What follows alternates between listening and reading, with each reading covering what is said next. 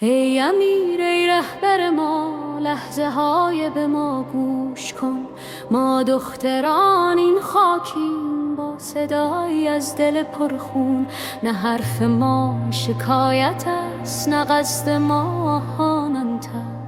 فقط یک خواهش است از روی صدق و دیانت. فقط برای یک لحظه تسوخور کن که جای ما هستی. یک پرنده تیز بدرواز که در قفس نشستی. با چشمایت میبینی آسمان آبی را، ولی باله هایت بسته است، نمیابی راهی را. در ذهنت هزاران فکر، هزاران طرح و تدبیر، ولی دستهایت خالی، پاهایت در زنجیر. یک ملت با یک بال هرگز پرواز کرده نمیتواند. نیمی از پیکرش فلج به منزلگاهش رسیده نمیتواند. دروازه ها را باز کن، بزن اجازه نفس بده. ببین که این آزادی چه سودی به همه کس بده. برای تو عز تا رفت، برای ملت سربلندی، برای تمام افغانا خوشبختی و برومندی. ببین که این خاک ما چه گنجه های نهانی دارد. رودهای خروشان معادن آسمانی دارد.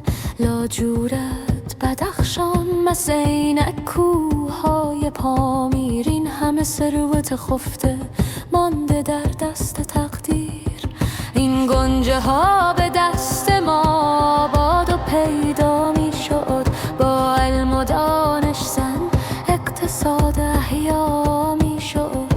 کمی فکر کن رهبرا میان این دو انتخاب. یکی راه به سوی ظلمت، یکی راه به سوی آفتاب. ببین که با درای بسته چه بر سر ملت می آید. جز فقر و جهل و انزوا چه چیزی به دست می آید. یک کشور محتاج و غمگین، ضعیف در چشم جهان.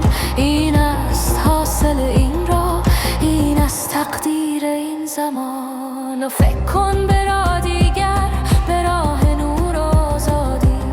به ملتی که در آن موج میزند شادی. دخترانش دکتر، پسرانش مهندس، مادرانش با سواد، پدرانش مدرس.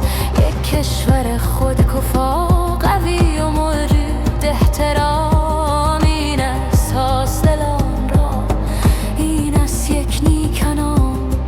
یک ملت با دو بال اوج میگیرد تا به آسمان.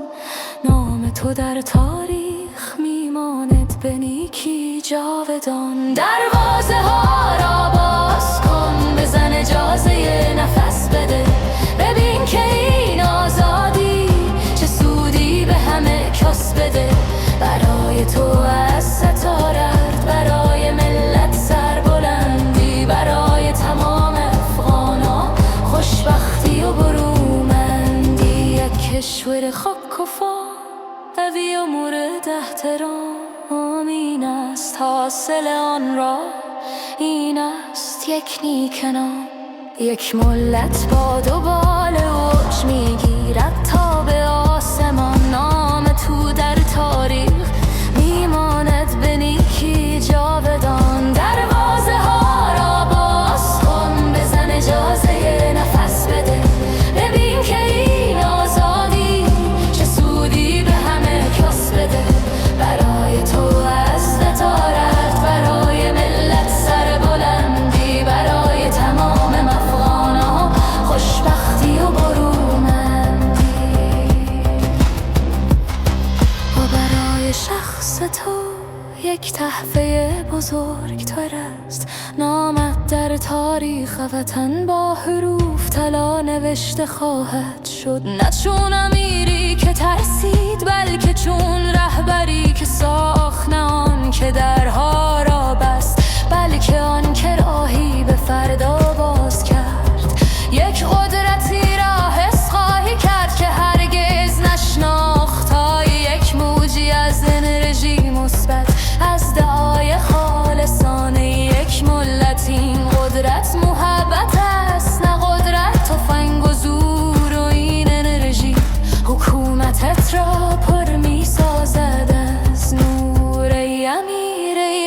رهبر ما، این خواهش از سوی ماست.